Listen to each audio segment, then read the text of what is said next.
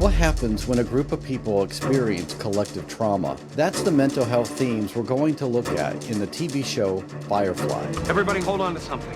There's something you can't do.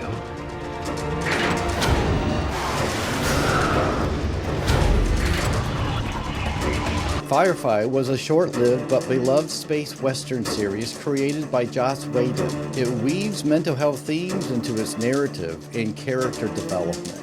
We're not thieves, but we are thieves. The point is, we're not taking what's his. While the show is primarily an action adventure with a focus on camaraderie and survival, its character struggles offer a lens into various psychological challenges. River's arc in particular stands out as a raw depiction of trauma's lasting effects, balanced by moments of recovery and agency. These elements of River's character resonates deeply with fans and contributes to the show's cult-like status. Imagine waking up every day with fragments of your mind shattered. How did your session with Dr. Matthias go? He gave me a mission.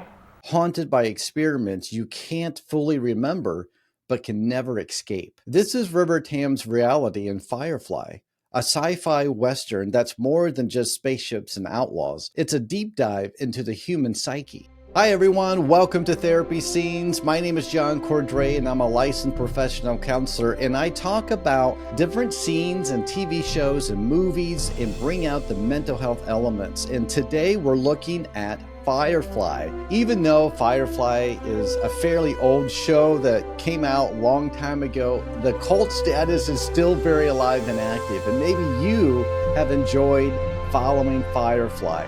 Well, today you're in for a treat. We're going to take a look at the character development and the psychological implications of the collective trauma that the entire crew suffered and went through together. I'll break down the mental health themes, I'll show you key clips, and explain why they matter and how they relate to you and me. Let's start with the most compelling characters of Firefly. Let's start with Rivertam. Rivertam's story is a textbook case of trauma and PTSD. In Firefly, we learned she was subjected to horrific experiments by the Alliance, leaving her with fragmented memories, paranoia, and violent outbursts. This mirrors real-life post-traumatic stress disorder, where survivors of abuse or violence relive their pain through flashbacks and hypervigilance. In episode 1, Serenity, we see River's distress when she wakes up screaming, a moment that captures the raw terror on unresolved trauma. What strikes me here is how her brother Simon becomes her anchor.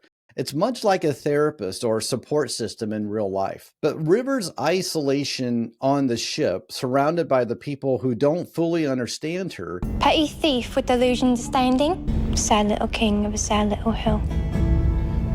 Nice to see someone from the old homestead. Not really. It reflects the loneliness that many trauma survivors face. It's a powerful reminder that healing requires connection, but that connection can be hard to find sometimes. They weren't cows inside. They were waiting to be, but they forgot. Now they see sky and they remember what they are. So bad that what she said makes perfect sense to me? River's abilities, the psychic insights, and combat skills are both a gift and a curse, much like how trauma can sharpen certain survival instincts but leave lasting scars. In episode 12, The Message, we see her crawl into a coffin, finding it comfortable, which hints at her detachment from life, a common coping mechanism of PTSD. For therapists, this is a cue to explore dissociative tendencies when the mind checks out to protect itself. Isolation isn't just River's burden. It's a theme that permeates the entire crew of Serenity. Captain Maul Reynolds, played by Nathan Fillion, carries the weight of a lost war and a cynical worldview, while the crew lives on the fringes of society, dodging the Alliance. In episode 5, Out of Gas, we see Mao's desperation as the ship fails, highlighting his loneliness as a leader who feels responsible but disconnected. Well, maybe I should do that then. Maybe you should. Okay, good. Fine! Hey! What do you two think you're doing? Fighting at a time like this. You use up all the air. This mirrors the isolation that many feel when they're overwhelmed or from an estranged community. Notice here how Mao's isolation drives his determination, but also his despair. This can evoke loneliness, especially if you've ever felt the burden of carrying that loneliness as a leader. In therapy, we often work with clients to rebuild those connections. You know, your coat is kind of a brownish color.